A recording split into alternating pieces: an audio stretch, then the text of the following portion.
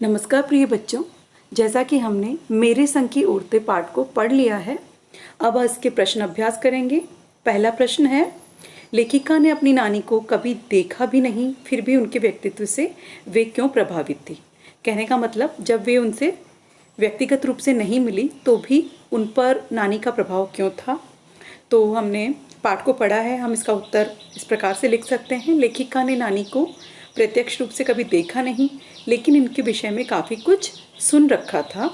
लेखिका की नानी अनपढ़ थी, परंपरावादी थी, पर्दा रखने वाली महिला थी, विलायती ढंग से जीवन जीने वाले अपने पति के विचारों से वो कभी प्रभावित नहीं हुई थी। नानी विचारों से जो है आज़ाद ख्याल की महिला थी, आज़ादी का जुनून उनके दिल में था, इसलिए अपनी पुत्री मतलब लेखिका की माँ के लिए वर अर्थात पति ढूंढने की जिम्मेदारी उन्होंने अपने पति के अभिन्न मित्र थे प्यारेलाल जी, जो कि क्रांतिकारी थे, उन्हें सौंप दी और उन्हें ये कहा गया कि उनकी पुत्री के लिए उन्हें एक ऐसा वर चाहिए जो कि स्वतंत्रता सेनानी हो।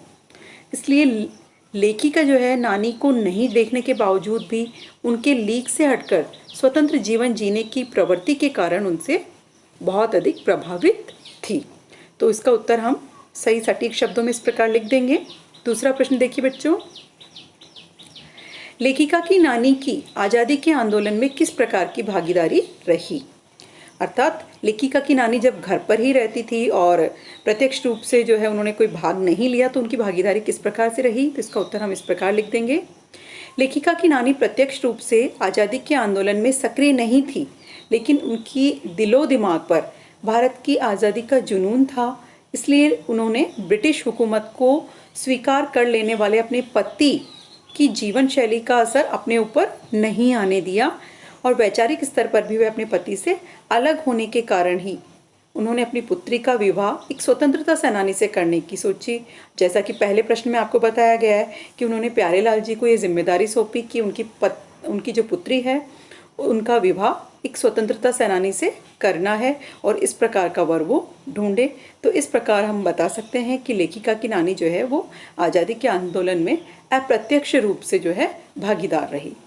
तीसरा प्रश्न देखिए, लेखिका की माँ परंपरा का निर्वाह न करते हुए भी सबके दिलों में राज करती थी। इसके आलोक में जो कथन है इसको लेते हुए इन प्रश्नों के उत्तर देने हैं हमें। लेखिका की माँ की विशेषताएं लिखिए।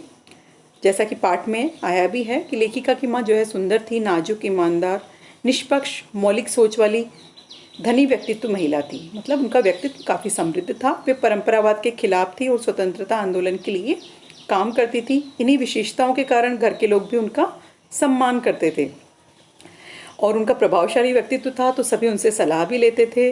और उनकी दो विशेषताएं आपको मैंने अंडरलाइन भी करवाई थी पाठ में कि एक तो वो जो है किसी की भी गोपनीय बात को किसी अन्य व्यक्ति से नहीं कहती थी और दूसरा कभी झूठ नहीं बोलती थी। इसलिए बाहर के लोग उनकी सलाह को पत्थर की लकीर मानते थे। उनका सारा समय किताबें पढ़ने, संगीत सुनने, साहित्य चर्चा में व्यतीत होता। अपने बच्चों के साथ वो दोस्त की तरह रहती थी। हालांकि मातृत्व, ममता देने और खाने पीने का भी वे ज़्यादा ख्याल नहीं रखती थी। तो अब देखिए इसी का ख है जो कि प्रश्न हम यहाँ देखेंगे।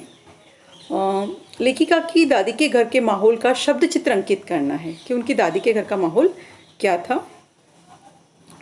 लेखिका की दादी के घर में 3 पीढ़ियां एक साथ रहती थीं।